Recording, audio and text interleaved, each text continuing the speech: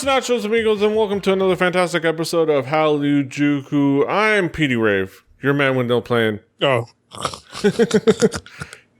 Here with me, as always, is my buddy, my pal, Brandon Cooper, aka King Kaz. How you doing, Kaz?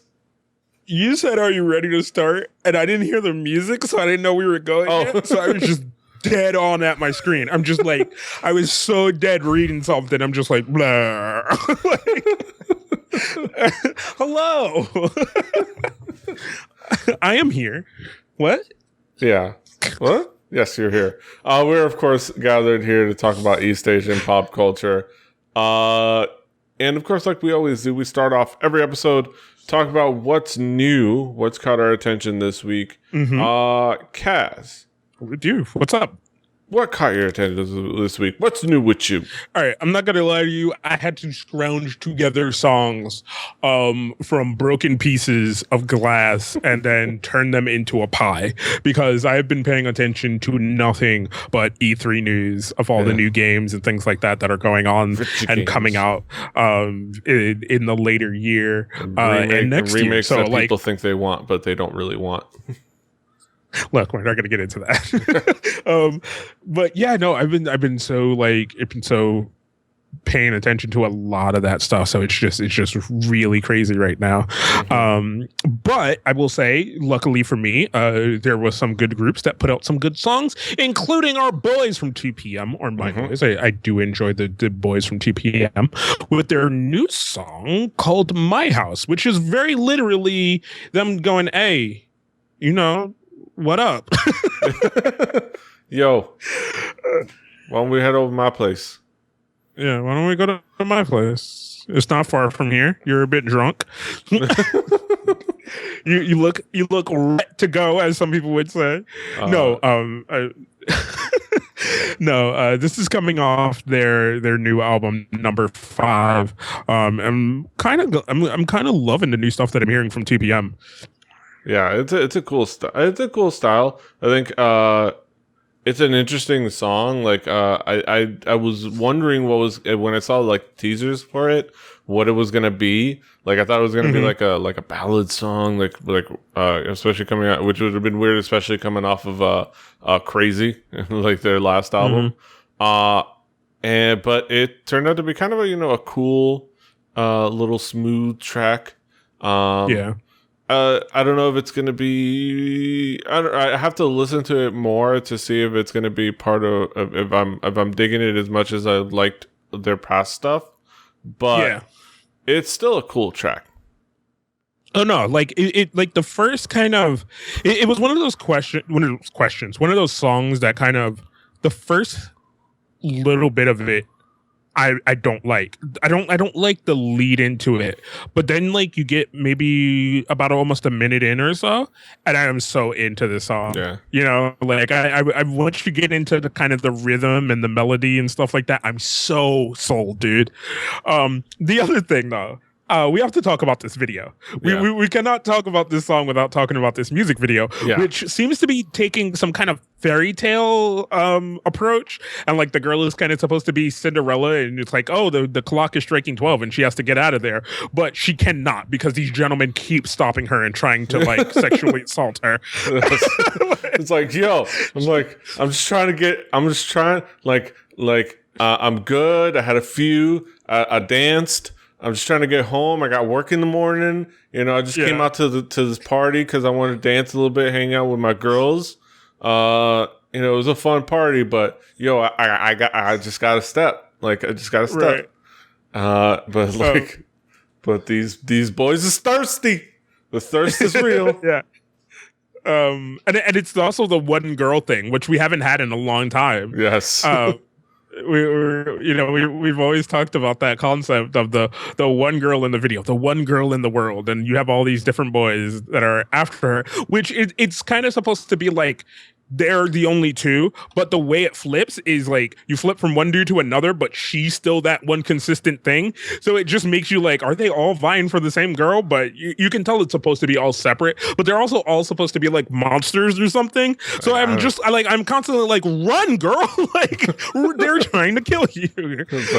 But no, it's I really enjoyed it. I love 2PM. They're really good. They've been in the business for a while, and they know what they're doing. Yeah, it's a pretty cool song. But moving on, another boy group track. Yeah. With an interesting video. I got another group. So we've talked about this before. I think so. The K Tigers have done kind of choreography and music videos. They've done that. They did the cover of a Taeyong song, and they did some other stuff. And you have this group History. They did that. What was it? Was it the overdose with the uncomfortable kid in the shower thing? I think so. Yeah. So you have History with their song Might Just Die, and they got K Tigers to do some of their taekwondo choreography during the video, and it's like a performance versus a performance video. And I kind of thought it was more interesting from that aspect of the music video. So if you're listening to this on the audio track, go over to YouTube, check out the video. It's all in the link dub. The song itself, though, is not bad, but it's definitely not something to write home about. It's not something that, as we've been talking about, these songs that go into this ever-growing, songs I always kind of want to hear for whatever reason kind of thing. Like you said, you have these multiple playlists, and I do too, of like, I have these YouTube playlists and Pandora playlists and just playlists of the music that I've purchased and things like that with different songs in there that I'm just like, those songs are so cash. Like, I want to hear them all the time, even when I don't think I want to. This is definitely a song I could listen to every once in a while, but not something I'm going to like seek out to listen to. Yeah. Like I'm going to say, spoiler alert, in our future release of our review of Unique, I think probably this Friday or whenever I decide to edit it, which you can check it out pretty soon on the YouTube channel. I'm going to say that, I can predict myself, that it takes quite a bit for a boy group to catch my attention, and it takes something interesting and unique, which you can ascertain when you actually watch that video how that worked. But and very few boy groups really resonate with me and are on my main on my main list. I'm going, like I will have mentioned in that review, I mentioned EXO and Shiny, mostly Shiny, with EXO putting out some cool tracks. 2PM is a group that is on that list. BigBang, though I consider them kind of almost a different genre, but BigBang. But really, outside of that, and maybe GOT7, like that's just because they're fun, and I think Jackson's a cool dude. But there's not a lot of boy groups that really catch my attention. Like that Spotify playlist that I'm going to mention, PD's K-pop is mostly girl groups, like almost entirely girl groups. But because there's a music theory reason for that. But it's a cool track, It's like they're intense and they seem good looking. And there's taekwondo. It's not bad. It's just it doesn't grab me, Yeah. Like there's nothing bad about it. There's legitimately nothing bad about it. It's a good song. Like I don't have a problem with it. It's just it legitimately just doesn't like grab me. That's it. No, it's not. It's no Heartbeat. No, that's fucking there. Heartbeat. Beat it for you. Right, but I got this other one in. So this was a song that I had forgotten about, and I think I was planning on picking, but I completely forgotten about it and didn't end up putting it on my list. And I'm glad you did. Yeah, I kind of accidentally came across this, and this is the fucking thing that me and PD preach from the goddamn mountaintops time and time again, man. Like EXO, no, this is the thing me and PD preach from the mountaintops time and time again is you have to learn how to find the uniqueness when you come from the thing that has the most clutter. Like I came into K-pop from pop music, from the hip hop, from the R&B, from the girl groups, from the boy groups, from those things like that. That stuff is just a lot of clutter. And if you spend all your time trying to find the diamonds in the rough there, you're gonna miss the super cool shit that passes you. Like, I could have legitimately never have heard Love X Stereo. I could have legitimately have never heard of people like Zion T, who was featured in this song. And because of things like that, because I saw the name Zion T, made me want to check out this group called the Pippi Band. And this is a group, or a band, I should say. This is a band that's been around for years in Korean music and in the Korean music scene, and they're very, very well regarded, and people like really enjoy them. And I did not know that. Yeah, they were like, well, actually, they were around a while ago, but like they only kind of were together as Pippi Band for like 3 years, and then they transitioned to just Pippi Longstocking when they kind of went in separate ways to different directions in their careers.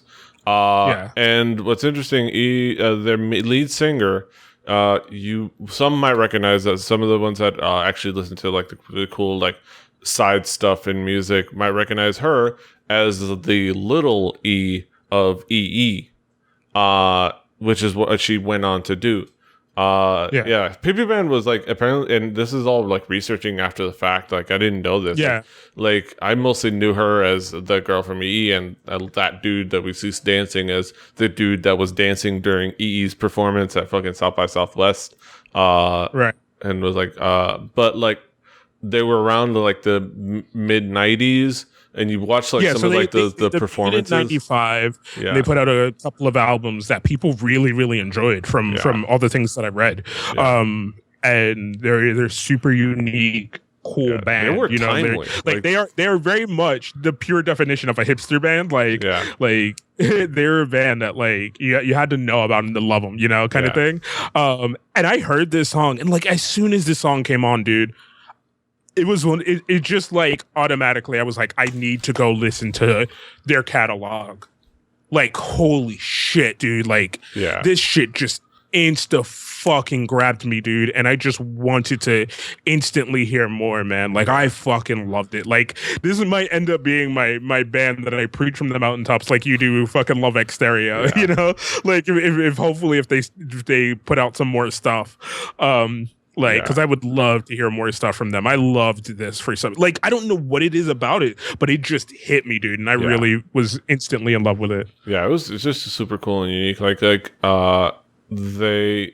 just like if you look at those old performances, they're like super 90s as hell, but like they were like timely. If you listen to kind of the sound of what they were producing at the time, it was timely at the very least, and also kind of cool and unique and a little bit ahead of its time. And this is really cool and unique, and it's cool to kind of see them doing something interesting. And Little E is hilarious and ridiculous and adorable in her own way, like and just cool, and has a very cool like presence. And then Zion T's like contribution is really cool, like as always, like Zion T just has that cool, unique voice, and it works well. And it's like it's a cool collaboration between left of field indie group and established mainstream artist, which is kind of cool. But a mainstream artist who he fits into this realm exactly easily, because Zion T is so unique, and he is one of those people that could very easily just be some indie dude, that like people are like, oh my God, you got to hear this kind of person. You know what I'm saying? Like this person that everybody passes around, but he's made that breakthrough because of his music and because of his connections and because of, that he's on a lot of hooks and featured in a lot of songs that,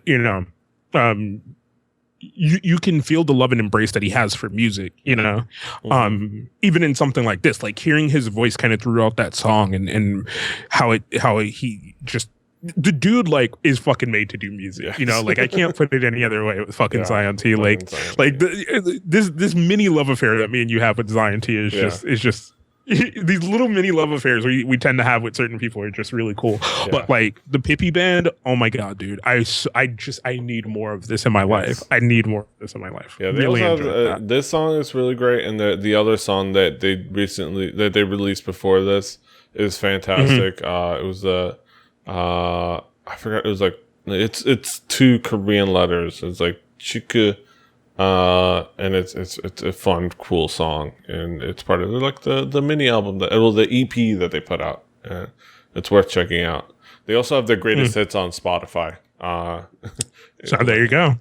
So go and check that out. As far as for me, I'm gonna bring a song from our boy, Tiger JK. Yeah. I linked this to you earlier this week. I didn't know if you had already heard it, but I was like, I know noticed it, and then you linked it to me, and then I just like I kept forgetting to check it out, but I recently finally got around to checking it out. It actually like it was yesterday, so it was like in this like day or so, I finally got around to checking it out, which is Tiger JK. Forever. With the chorus, of course, with Yumi Ray on the chorus. Yeah, because they're just always making. Because it's funny, like it always seems like it's the same group making music over and over again. Just keep calling it different things, but I think it's just that one person has an idea and is making a song, and they just. Yumi Ray and or Busy just happen to be around, or it's Yumi Ray doing like her own like thing with her own songwriters, and like Tiger is just around, or Busy's just around, like I think it's just that happens that way, that they're always just around each other, like the three of them. Yeah. Especially obviously Tiger and Yumi Ray, because they birthed a child together. So, but it is kind of cool. But yeah, it is it is Tiger JK's thing for the past, like his past releases, especially with like some of the things you've seen from Drunken Tiger specifically, when he kind of brought back that brand, and it's more of the kind of the emotional hip hop, more about the longing, the kind of the feeling out his feels, in a sense, and it's really well done. Like the video is cool, the song is cool and interesting. It has a cool mood to it. I will admit I had to listen to it. I think like 2 or 3 times before I kind of got an appreciation for it. Like kind of the first time through, I was kind of meh on it. I didn't dislike it, but I was definitely on hearing it, and I just wasn't really sure how I felt about it. But the second time through, especially, I think what it is I don't like it's kind of been the theme for this week. I didn't like the initial way the music ramps up, but once you're into the music, I enjoyed it. I enjoy the middle, Yeah. The Oreo, the middle of the Oreo. You kind of want to throw away one of the cookies. Yeah. But yeah, like it's just like a really cool feel and a really cool vibe. Like it's Tiger JK doing his thing. He's a well respected dude for a reason. And this is more of that, and it's fun. It kind of ends with a fun moment where it's Yumi Ray on the phone. He's like, "What are you doing?" I'm shooting the music video, and he hangs up on her. He clicks on her, and I love in the comments they're like, "Yo, he clicked on Yumi Ray, man. R.I.P. Tiger JK." You done goofed. But yeah, there's a lot of fun moments in the video too. Like he just kind of he's like playing this like zoned out kind of crazy dude with a microphone. I guess kind of finding his sound or wanting to perform for people, no matter where it is. He points the microphone at a staticky TV and shit, and like it's just kind of a cool like getting into the head of Tiger JK. You can see why this is a Tiger JK track with help from Yumi Ray rather than MFBTY or Drunken Tiger, or well, I guess Yeah, it's hard to specify, but yeah, you can tell that this is a Tiger JK track for sure. Definitely. Speaking of kind of unique songs and unique feels to it, this song kind of caught my attention literally like seconds after we finished recording last week. I think actually it might have caught my attention while we were recording. It's just because I was watching a YouTube video, I just couldn't watch it in the middle of us recording an episode, so I watched it afterwards. But it came out a while ago. It came out a couple like 2 weeks ago. Anda, formerly known as Anda Mida, I believe. Anda with her song "Touch," and this is definitely an intriguing video and a really cool song.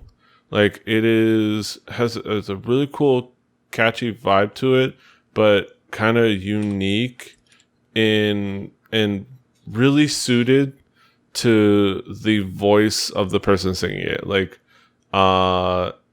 it's definitely a departure. It's definitely kind of an interesting video for sure. Some interesting visuals, and it's very sexual. It got compared very much to Auda, what he's been releasing with his 69-second songs and videos before his most recent release. But it's definitely a eye-catching visual with the video. But yeah, it's an interesting video, but it's pretty cool. Yeah, it's pretty cool, and the song is definitely a cool song. Like the beat is cool. Like it's something that like it's atypical from what you see like in most like pop music. It's just like it's very. I think in the vein of what may be starting to become a trend, especially coming off of Lim Kim's last release, which is more of a like a like a small scale techno-y. I don't know what the genre is. I wanted to say it was future pop, but it's not that because it's a different genre altogether. But it was something that they were talking about with Lim Kim's album as kind of being the genre that was exploring, and I think this is exploring a very similar genre. I don't know, what did you think, Kaz? I liked it. I think I enjoyed the video, the stylings of the video along with the song, rather than just the song itself. It's definitely a package that grabbed me, Yeah. But yeah, like it's I don't know, like it's unique in its own, but it doesn't feel like it's trying to be interesting just to be interesting. Yeah, I think that's a fair assessment. Yeah, it's a really cool. That's what's really cool about it. It's has its unique qualities that work really well, and it's pretty gay. And that's the main comments. It's like, there's a lot of girls just kind of laying around with each other. So that's the visuals. In a pool, in a bathtub. Yeah. So enjoy that. as I stretch as I air out my collar. That being said, all right, moving on to my last track. Another cool, kind of a little bit left of field. This surprised me. I saw this on my YouTube subscription list. I was like, wait, what? Because it's a collaboration between Park Gyu-ri of Kara and indie group From the Airport. And it was apparently a collaboration, and according to what Gyu-ri said during the kind of the making of the video, in the making video, the guitarist of From the Airport is her guitar instructor. And they just kind of like have been working together and decided to kind of come up with this collaboration. And it was music pretty much constructed and composed by the band and lyrics by Pak Gyu-ri herself. And it was actually really cool. Like it is that vibe of, I'm pretty sure I've brought up From the Airport before. I'm not sure. I'd have to go look in the doc or look at our past episodes, but they're a really cool, like, indie, synth pop, style group that, is really cool. And Gyu-ri is a fantastic vocalist. And she's always has been. She's kind of been the most talented vocalist, by far in Kara. And it really shines in this song. And it surprisingly works well. I don't know. I guess not surprisingly, but it really works well. It surprised me, but I guess I shouldn't be surprised. It really works well with the style of the song, the style that is From the Airport. What did you think? How did you feel about kind of this collabo? I enjoyed it. Like it fit really well for like I didn't like I'm reading the title. I'm like, how is this gonna work? Like I don't know. I just enjoyed it. It went together really well, as if it was like something that was meant to be that way. Mm-hmm. Like she's now the new lead singer from the Airport. And there you go. But yeah, it worked well. Like, and it was a cool song. Like this is more fantastic contributions. I think hopefully this is another thing that will get a little bit more attention to some really cool indie groups. From the Airport, obviously, and by extension, some of the fantastic groups that are out there playing the indie scene. Like we've been trumpeting some, like we said before, we've been trumpeting a lot, and it's just really cool. It's really catchy and it's really fun. The Little Prince. I forgot to mention the song is The Little Prince. It's this and another song called Return. Kind of a little EP. And both songs sound really cool, and it's definitely worth checking out. And if you haven't already, go check out From the Airport. They're fantastic. Yeah. I think that pretty much is it for what's new with us. We're going to transition over to our headline segment. So join us over there, won't you?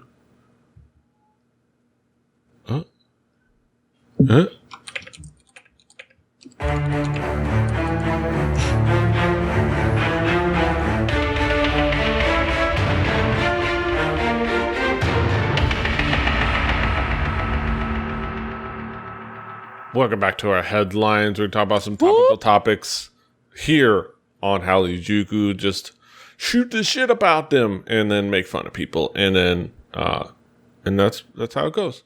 Let's get started. The big three K-pop companies really don't want to comply with new government regulations. This is kind of hilarious and obvious, and it's just kind of funny. SM Entertainment, YG Entertainment, and JYP Entertainment are required to register as agencies with the government by July 28th or risk becoming illegitimate, which seems like a significant deal. So why haven't they? Because that would require abiding by the new act. According to the Popular Culture Industry Act, by the Popular Culture Industry Act, love this, by the Ministry of Culture, Sports, and Tourism, which will go into full effect next month, entertainment agencies must obtain a government-approved certificate in order to continue their business as a legal entity. What's the act all about, right? Well, it was primarily initiated in order to prevent those unfair contracts that always seem to come up in K-pop. Entertainment, and this is kind of how it goes. Entertainment agencies seem to be avoiding responsibilities that will immediately follow once they are registered, said Kang Min-ju, a lawyer at Hanguk law firm, who participated in establishing a standard form contract for the Cinematographers Union. For example, when the agency is registered as an official entertainment business by the government, it has to follow the FTC's rigorous standard contract form, which restricts the the maximum contract period to 7 years. So no more 15-year contracts, which is something that has been established before, but this is going to be like a law that's going to help to enforce that. Like there was a standard contract that was put out there before, and a lot of that basically based on JYJ, what happened with JYJ. All right. Contract breach is another issue. When an entertainer cancels the contract in the middle of the term, registered agencies can no longer charge double or triple what they are supposed to ask for. Which is, of course, takes away one of the more ridiculous parts of like trying to get out of the contract, because if you breach a contract, they charge you triple of what you like owe them as far as like the investment, which is like retarded. I shouldn't use the R word. Sorry. Ridiculous. I'll say ridiculous. Ridiculous. For sure. Yeah, and the big three, I think understandably, I guess, it understandably are kind of putting it off. But it seems like maybe some actual big changes coming in as soon as July. We'll have to see how they're like enforced, but some actual changes. What's your impression, Kaz? Do you believe it? Do you buy the hype? No. There's going to be a lot of fight against, right? There's going to be a lot of like, oh, we're not going to do this. How dare you? Look at, us poor companies and bullshit like that. And then because it's Korea and it's the Korean government, they're going to put their foot down and everybody's going to be like, I'm sorry, what? Oh, no, you want me to fix that? I'll fix that right now. Like everybody will bow at some point, but while they can and while they feel like they have the power to, they're going to fight it, and they're going to pretend like they aren't doing bad things. Yeah. Do you believe that that the government is going to do their best effort to enforce these rules? I think at this point they kind of have to, or at least they have to do this, right? They have to do it long enough that they don't have to do it anymore. You know what I'm saying? Like they have to establish these rules, make sure people are following them for however long, and then at some point you say, hey, like they're gonna they're gonna legitimately do it long enough, and then at some point there's gonna be a lot once people stop, once it's not the biggest headline in a way, then that's when kind of maybe regulation will slow down and it won't become as big of a thing until some other company makes some big giant mistake that it then is just like, God damn it, we thought you could be adults and now we have to hold your hand forever, and we didn't want to have to hold your hand, we were hoping at some point you would just figure it the fuck out. Yeah. But it would be something to look forward to, especially with these big companies that hold a lot of the power and hold a lot of the, especially over young kids who probably don't know any better and just want to be singers and just want to, follow their dreams. And, it's I still am on the fact that a big huge problem is that there are management agencies and record labels. When the management agency is usually somebody that has to fight that works on your behalf in negotiation with the record labels or with the companies that you work with like that. So a big part of that is that's that conflict of interest. Like they're both the company that negotiates terms for you with companies that you write contracts with, and one of the main companies you would write a contract with in the music industry anywhere else. So it's like, of course they're going to make it extremely favorable to them. Money distribution probably won't change because that they're pretty on par with the music industry everywhere else. in that the artists don't make a lot of money.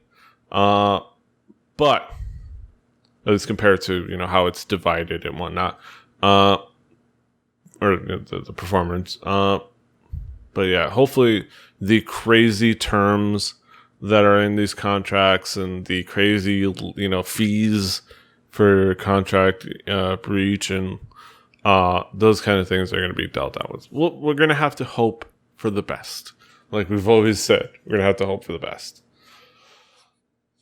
Yeah. Speaking of these contract terminations, another installment of As the Tao Turns. Whoa, as the towel turns. EXO, EXO, EXO, EXO. EXO. EXO. Exotics. For those who don't understand, we're really, really, really trying to get those exotic fans to bump our numbers. So we just yell EXO every once in a while. Numbers because they know they ain't gonna watch it they're gonna watch the show for shit.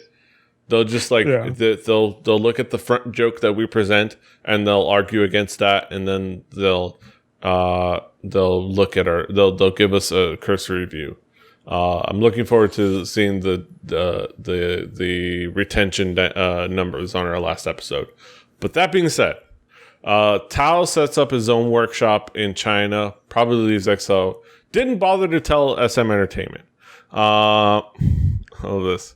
Tao has set up his own one-man workshop in China, which basically confirms his withdrawal from EXO. And if SM Entertainment is to be believed, they just found out themselves. It has been reported that Tao set up his very own one-man agency, Huangxi Tao Studio, in China on June 11th. He plans to continue activities as a solo artist, which ultimately acts as confirmation of his withdrawal from EXO. On June 12th, a representative of SM Entertainment shared, "We have heard the news of Tao's personal workshop. We are currently in discussion for an ongoing progressive direction."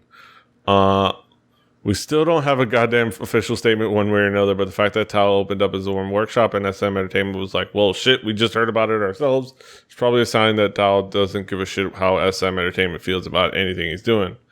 Hashtag OT9. So, now we can notch another off of the Battle Royale pick. But what's your impression of this? Tao goes ahead and sets up his own agency. First of all, do you believe SM Entertainment didn't know what was going on? I can believe that they possibly were maybe initially surprised, but probably were like, they probably didn't know that that's what he was going to do. They knew he was probably going to do something, right? They had to know he was going to do something that was going to be against them. But I can't believe that they were just like, what? His own what? Like, no. Like, no, just stop. Like, there's no way that's what you came to. So I want to believe that they were like, he's working on something over there. I just can't see what it is. What is it? What is it? What is he doing? And then like they, finally got around to the thing, and then they're just like, this little motherfucker, we're gonna fucking sue the shit out of him. But yeah, this hopefully puts a stamp on this chapter of the drama.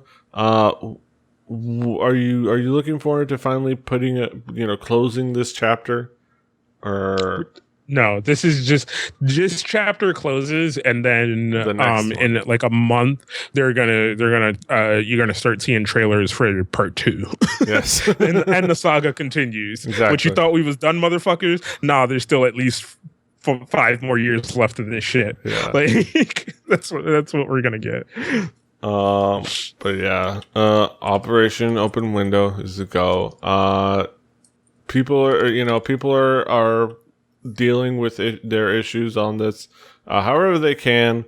Probably redirecting their anger a little bit.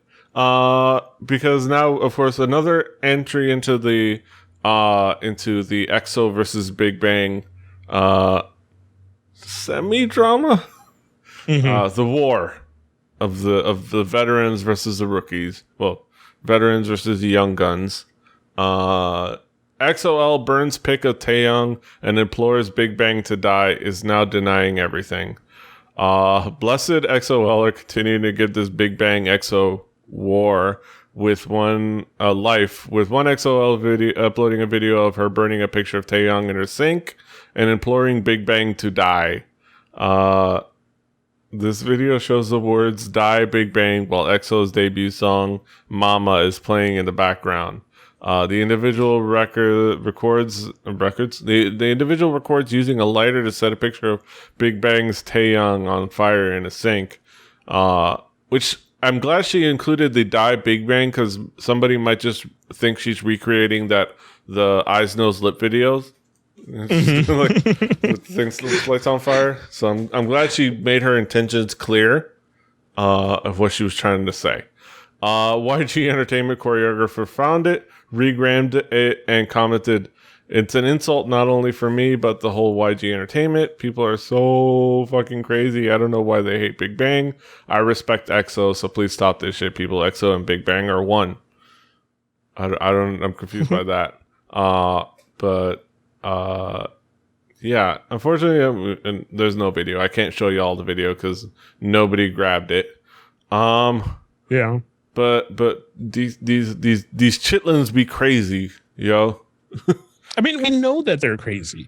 Like, it's something that we know. Like I maybe kind of, like I am somebody. I tend to I tend to go hard on people, and I'm like, I've said my shit about like 4chan kids, about Tumblr kids, and then all that shit.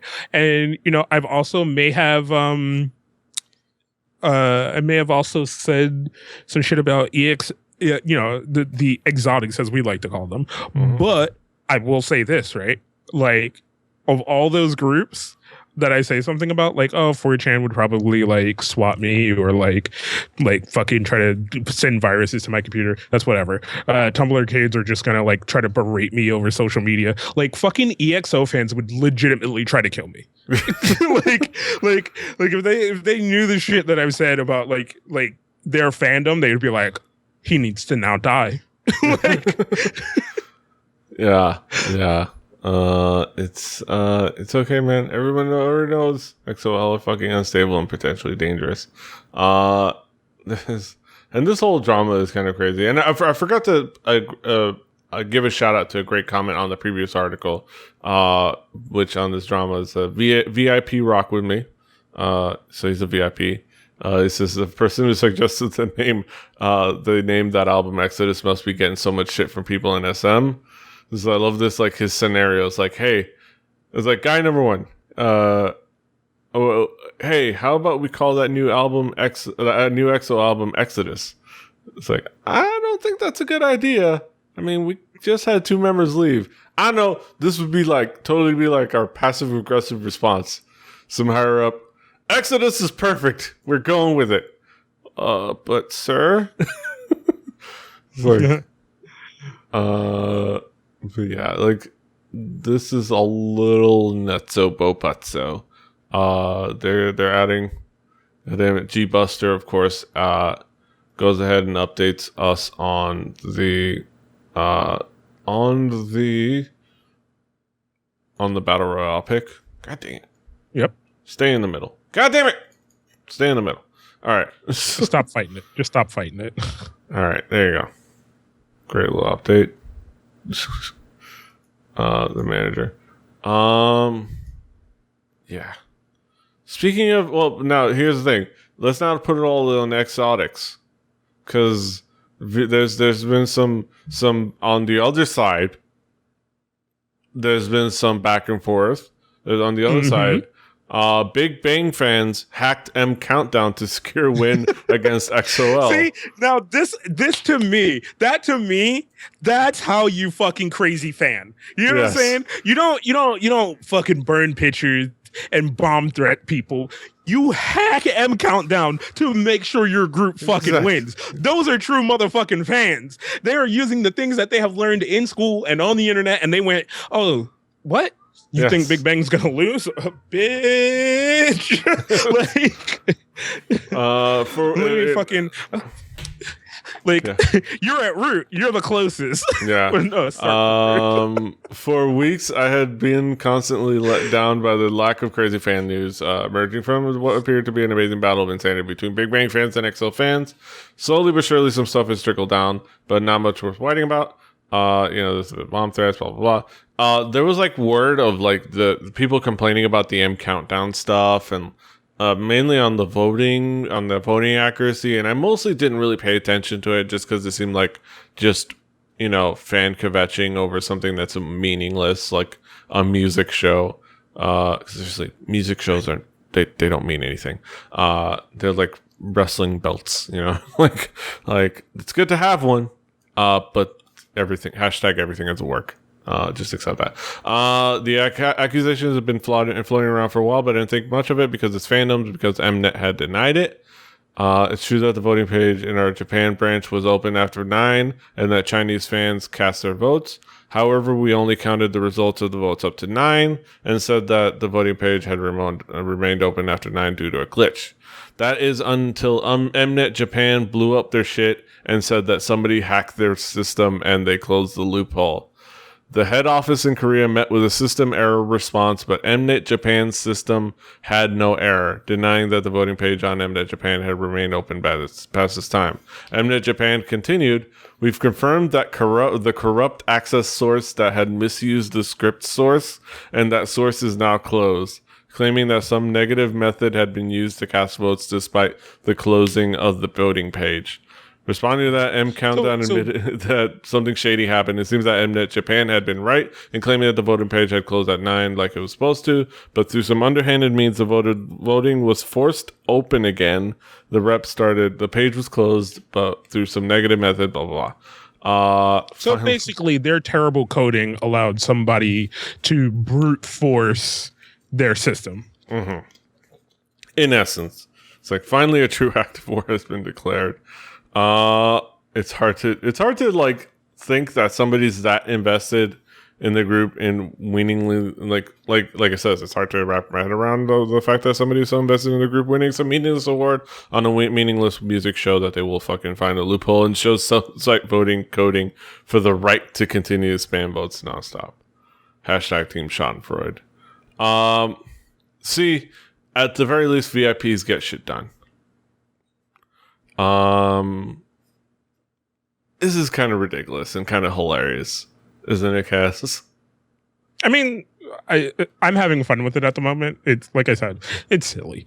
It's these kids who are way too invested in their fandom or whatever. I mean, hey, you could say the same about us. Like, we liked podcasting and now we're doing podcasts because we were way too invested in our fandom. But it's I don't know, it's just silly, it's fun, it makes for a great headline and a great news story, and it makes for a great thing for us to talk about.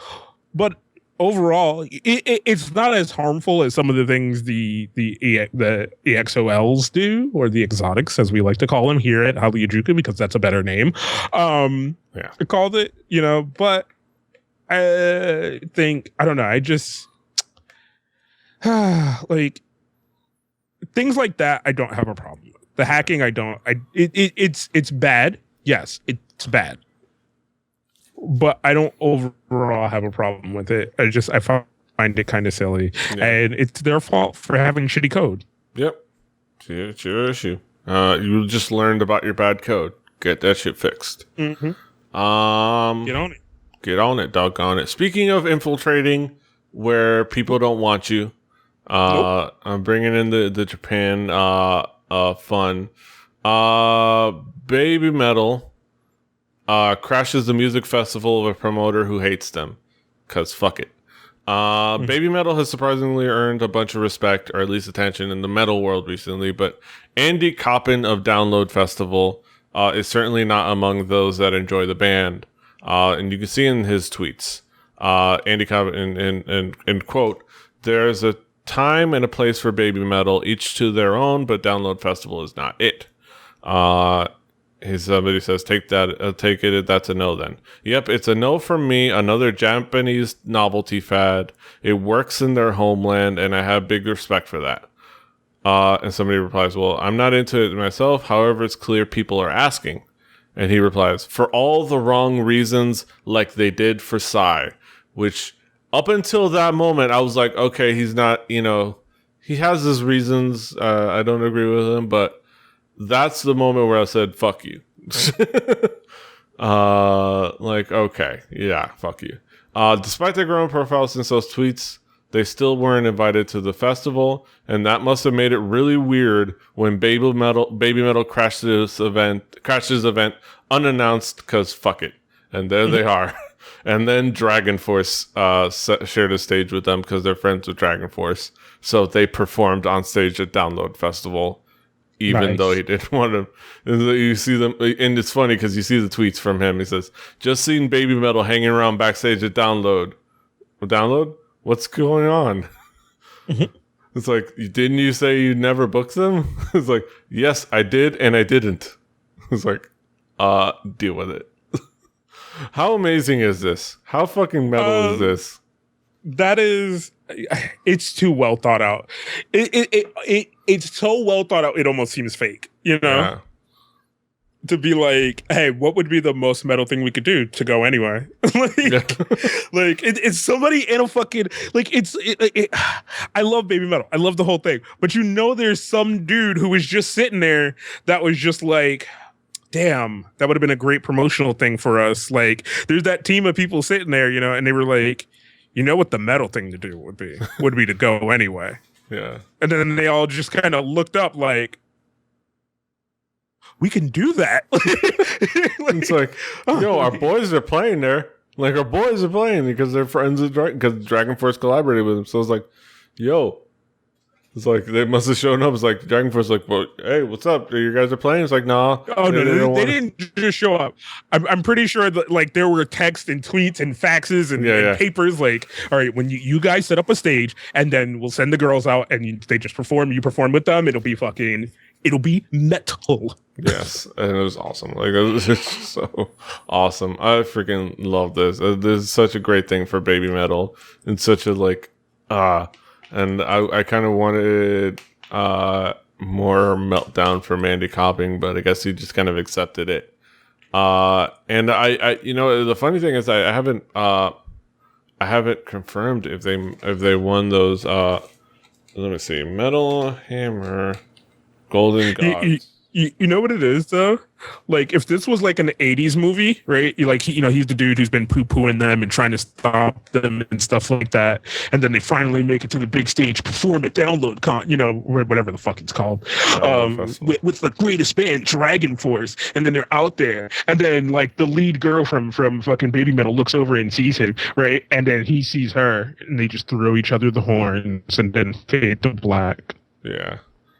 And then they won Breakthrough Act, which I kind of want to see how they what speech they gave.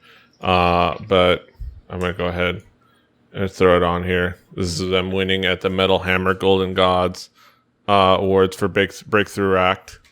Looking kind of awesome. There's Scott Ian of Anthrax to present the award.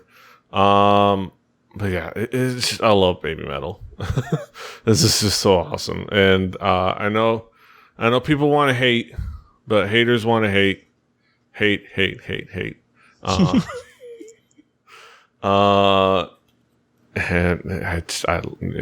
it's just, what, that's their issue. At the end of the day, Babymetal is just a great fun group and a great fun act. And that's it. I think ending on loving Babymetal is a great way to end an episode of a podcast. I think so as well. Mm-hmm. That is it for another fantastic episode of Hallyujuku. Kaz, what is going on in your world? DKGS, the Drunk Kids Game Show. It is a fun, awesome adventure.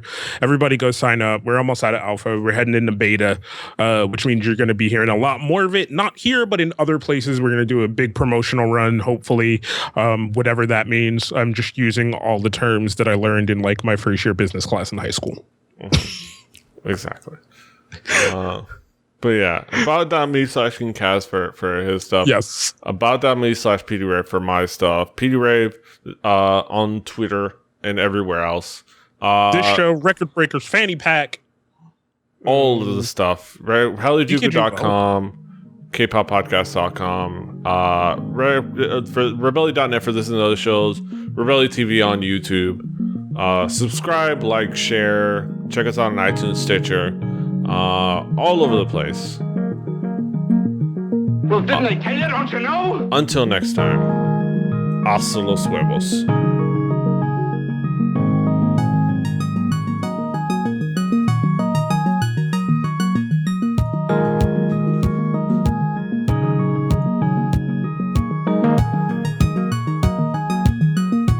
Give it to me straight, Doctor.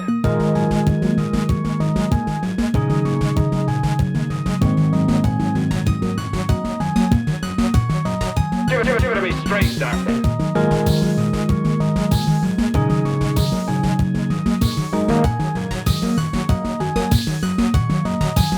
Why, I think you're crazy.